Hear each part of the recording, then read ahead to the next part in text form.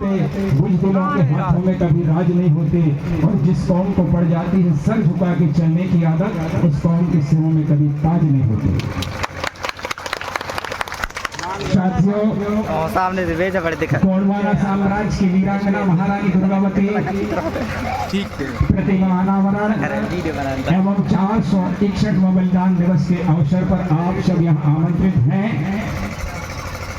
क्योंकि किसी भी महापुरुष की जीवनी शहादत दिवस आखिर हम क्यों मनाते हैं, इसके पीछे क्या दर्शन है, क्या लॉजिक है, इस बात को बहुत अच्छे से समझने की जरूरत है।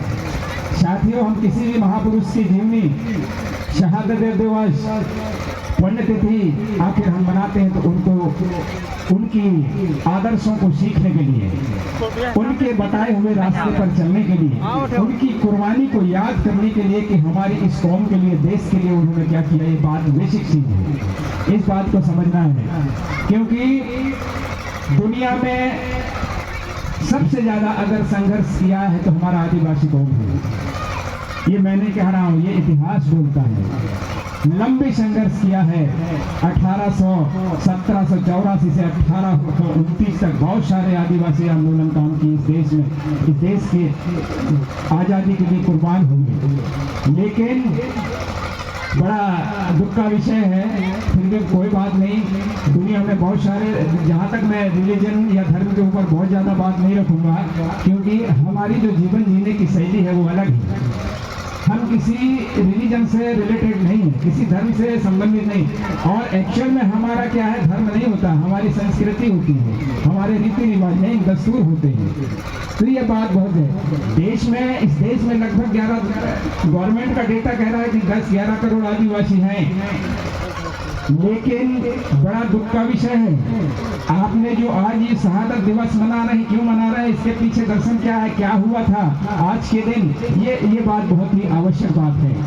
क्योंकि देश में जो 11 करोड़ आदिवासी हैं लगभग, वैसे 10.45 है, ये गवर्नमेंट का डेटा है। क्या सही है क्या गलत है ये ज़्यादा नहीं चैलेंज नहीं कर सकते। और इन 11 करोड़ आदिवासियों में से 1.5 करोड़ आदिवासियों को नक्सलाइट बना दिया गया। शेष बचे हुए लोगों को पुलिस इनकाउंटर में मारे जाते हैं। अब आप लोगों का रिसेंट उदाहरण हिरनपट्टी का आपने देखा होगा। 11 करोड़ में 1.5 करोड़ लोग नक्सलाइट के नाम से जेलों में बंद हैं, और शेष बचे हुए लोगों को लोग पुलिस इनकाउंटर में मारे जाते हैं, और उससे भी बचे हुए लोगों को बांध बनाकर इंडस्ट्रीज, फैक्ट्रियां लगाकर उजाड़े जा रहे हैं। ये आदिवासियों की स्थिति है, इस बात को समझना है। ये हम किसी की बुराई नहीं करते, ये सच्चाई है। इतिहास पढ़ना पड़ेगा, इतिहास के पीछे जाना। लिखने वाले तो हमारे थे नहीं, जो लिखा है उसको पढ़ते हैं, लेकिन कुछ चीजें हैं साथियों। ये है, अगर आप बहुत सारे उदाहरण देख रहे हैं। अभी बफर जोन बन रहा है, बफर जोन के नाम से, फैक्ट्रियां लगाने के नाम से, इंडस्ट्रीज लगाने के नाम से बड़े बड़े बांध बनाए जा रहे हैं। इसमें सबसे ज्यादा अगर विस्थापित हो रहा है तो वो कौन है? वो आदिवासी है। कहाँ जाओगे आप लोग? जमीन है क्या? जमीन फिक्स है, जमीन तो वैसे ही है, लेकिन संख्या आपकी बढ़ती जा रही है। ये बात है, जरूरी बात है साथियों।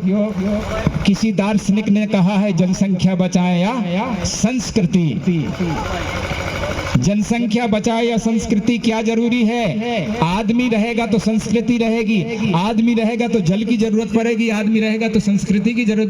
जब इंसान आदिवासी ही नहीं रहेगा तो संस्कृति, जल जंगल किस काम की होगी? इसलिए जनसंख्या जरूरी है। आप नहीं रहोगे तो हवा पानी किस काम की? आप नहीं रहोगे तो पानी किस काम का? आप नहीं रहोगे, संस्कृति किस काम की होगी? इसलिए जनसंख्या जरूरी, आदिवासी जरूरी। अगर आदिवासी है तो संस्कृति है, आदिवासी है तो जल जंगल जमीन है, आदिवासी नहीं है तो कुछ नहीं है। इसलिए आप अपने कौम के प्रति वफादार रहो। ये बात को समझना पड़ेगा आपको। क्या है, अगर आदिवासी होगा तो उसकी संस्कृति होगा, आदिवासी ही नहीं रहेगा तो संस्कृति कहाँ से होगी साथियों? लेकिन जल जंगल जमीन की जो हम अक्सर कर हमारे बहुत सारे वक्त बात करते रहते हैं, जल जंगल जमीन, जल जंगल जमीन तो है, लेकिन जल जंगल जमीन को बचाओगे कैसे? ये समस्या है। जल जंगल जमीन को बचाओगे कैसे? आप लड़ाई लड़ रहे हो, क्या पावर है? ये भीड़ का कोई आकार प्रकार होता नहीं है, भीड़ में क्या पावर है? अभी रोड जाम कर दोगे, पुलिस आएगी 147-48 में बंद कर देगी, क्या करोगे? पावर जरूरी है। अगर जल जंगल जमीन को बचाना है तो मानव अधिकार और संविधान का ज्ञान होना बहुत जरूरी है, आवश्यक चीज है। हमने कहा ना, ये जो भीड़ है इसका कोई आकार प्रकार नहीं है। बैठे हैं हमारे भाई पुलिस ऑफिसर्स लोग, वो भी मजबूर हैं। अभी लाइन ऑर्डर की स्थिति बनेगी, ले जाएंगे पकड़ के, क्या करोगे? आपको मानव अधिकार का ज्ञान है ना, संविधान कॉन्स्टिट्यूशन का ज्ञान नहीं है। इसलिए ये बहुत ही जरूरी बात है। हमें कहने का मतलब ये कि हमें दोस्त और दुश्मन की पहचान होना चाहिए। आप कैसे करोगे दोस्त और दुश्मन की पहचान? आप तो अपने भाई को नहीं पहचान पा रहे हो, दुश्मन को कैसे पहचानोगे? सवाल ये है, जो आदमी अपने भाई को नहीं पहचानता वो दुश्मन को कैसे पहचानेगा? ये है आदिवासियों। ये मैं कहना चाहूंगा, बहुत कम मुझे प्रस्तावना के लिए कहा गया था, लेकिन हो सकता है थोड़ा समय ज्यादा लग गया हो, तो मैं उसके लिए माफी चाहूँ।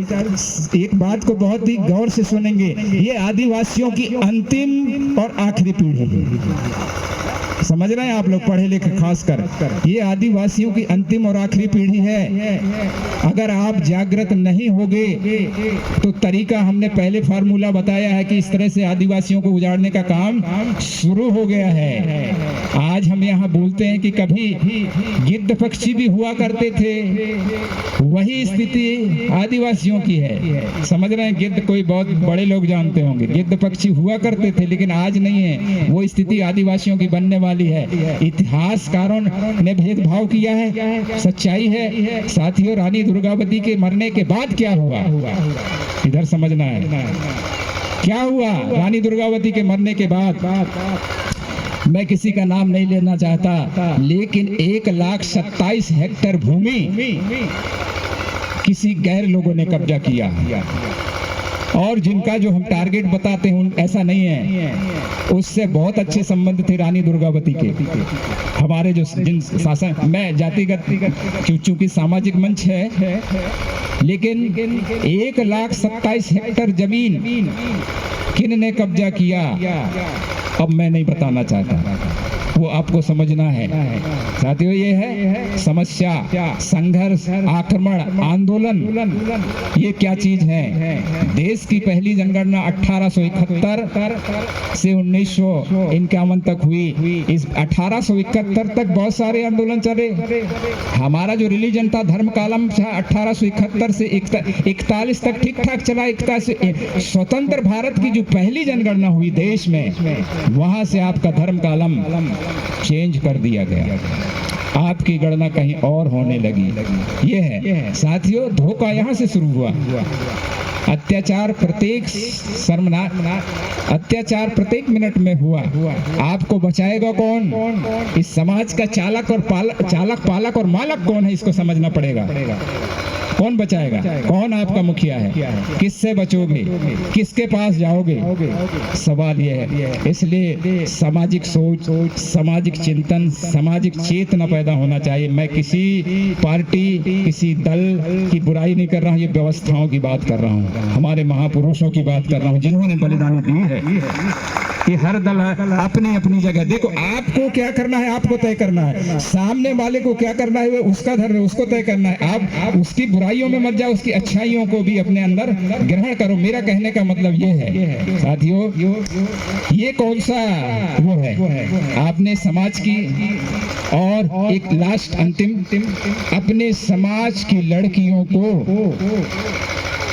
उपवास, व्रत, उपासना, मंदिर जाने की जरूरत नहीं है। वो कोई उपवास नहीं, मंगलवार, बुधवार, शुक्रवार, सारे उपवास। ये उपवास करने की जरूरत नहीं है। हमारी लड़कियों को, हमारी बच्चियों को पढ़ने की जरूरत है, डिग्री की जरूरत है।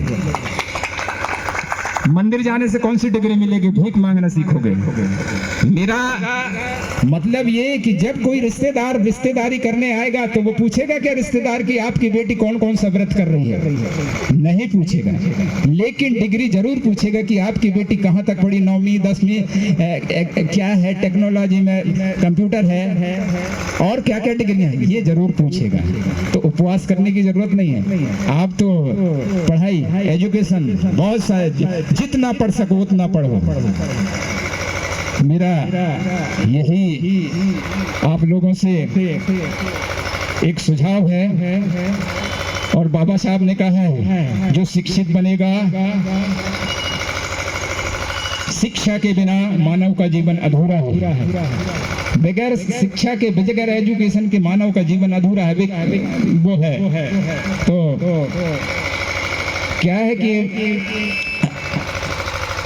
हम भाषणबाजी तो बहुत सुनते रहते हैं और हमारे बीच में मेहमान भी हैं। और मैं अंत में यही कहना शिक्षा वो शेरनी का दूध है जो पिएगा वो दहाड़ेगा निश्चित रूप से। और